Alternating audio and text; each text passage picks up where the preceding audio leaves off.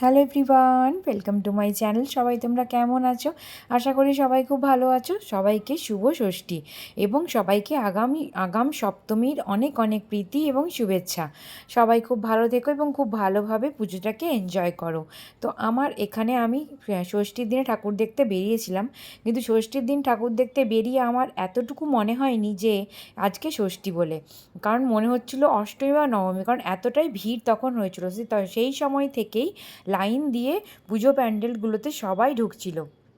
তো এই তোমাদের সামনে আজকে আমি যেগুলো তুলে ধরবো, এগুলো হচ্ছে আমার এখানে মেদিনীপুরের কিছু কিছু জায়গার ঠাকুরের প্যান্ডেল এবং তার মূর্তি। তো ফার্স্ট অফ অল তোমরা দেখলে রাজাবাজার, তারপরে বিভিন্ন জায়গায় মানে পরপর আমি যতগুলো পেরেছি কভার আপ করতে পেরেছি।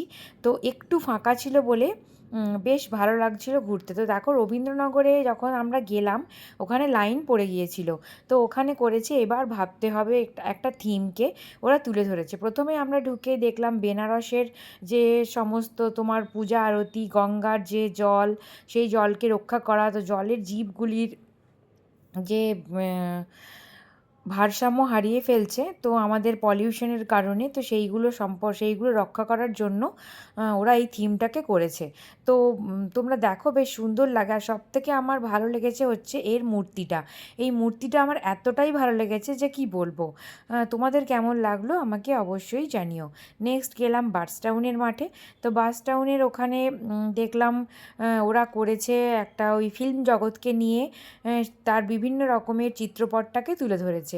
বিভিন্ন রকমের ফিল্ম ডিরেক্টর, তারপরে ক্যাসেট, রিল, তার যেগুলো আমরা অ্যাকচুয়ালি এখন প্রায় হারিয়েই ফেলেছি, সেই হারানো জিনিসগুলোকে তুলে ধরেছে। তো এই প্যান্ডেলটাও আমার বেশ ভালো লেগেছে। সবথেকে বেস্ট কী লেগেছে জানো? রবীন্দ্রনগরের যে মূর্তিটা, ভীষণ ভালো লেগেছে ওর মূর্তিটা আমাকে। আর এবার আমাদের এখানে মূর্তিগুলো না ভীষণ সুন্দর হয়েছে, প্রত্যেকটা মূর্তি ভীষণ সুন্দর হয়েছে। প্যান্ডেলগুলো অতটা মানে ভালো হয়নি, মূর্তিগুলো খুব সুন্দর হয়েছে। নেক্সট হচ্ছে দেখো তোমরা গেলাম এখানে, থিমটা কি আমি অতটা বুঝতে পারিনি, একটু পোড়ামাটির জিনিসপত্র দেখলাম এখানে রয়েছে, এর মূর্তিটাও ভীষণ সুন্দর লেগেছে। তো তোমাদের এইগুলো কেমন লাগছে অবশ্যই আমাকে জানিও। আর তখন বেরিয়ে এসে দেখলাম যে ষষ্ঠীতলায় মানে বেলতলাতে মায়ের বোধন তখনও চলছে। বেশ ভালো লাগে এই বোধন, ঢাকের আওয়াজ। এই পুজোর 4 দিন কেটে যাবে এইভাবে মজা করতে করতে, আর পুজো চলে যাবে, আবার পরের বছরের জন্য অপেক্ষা। তোমরা কেমনভাবে পুজো কাটাচ্ছ আমাকে অবশ্যই জানিও। নেক্সট এটা দেখলাম হচ্ছে একটা মানে ধানের গোলা করেছে, বিভিন্ন শস্য ভাণ্ডার গুলোকে রাখার জন্য যে গোলা থাকে সেইগুলো করেছে। এই প্যান্ডেলটাও ভীষণ সুন্দর। আর এটা করেছে পুরীধাম, জগন্নাথ দেবের যে পুরীধাম রয়েছে সেই পুরীধাম করেছে এখানে। এর মূর্তিটাও আমার ভীষণ সুন্দর লেগেছে। আর তোমরা কেমনভাবে পুজো কাটাচ্ছ আমাকে অবশ্যই জানিও। আর আমার তো মোটামুটি ষষ্ঠীর দিন ঘুরতে বেরিয়েছিলাম, তারপরে এখন দেখি কি হয়। বৃষ্টি তো, আবহাওয়ার ব্যাপারটাও একটু ভয় ভয় লাগছে, এখনও অবধি বৃষ্টি হয়নি। তো তোমাদেরও দেখবে ওখানে কার কার কেমনভাবে বৃষ্টি হয়েছে, কীরমভাবে কী করেছো আমাকে জানিও।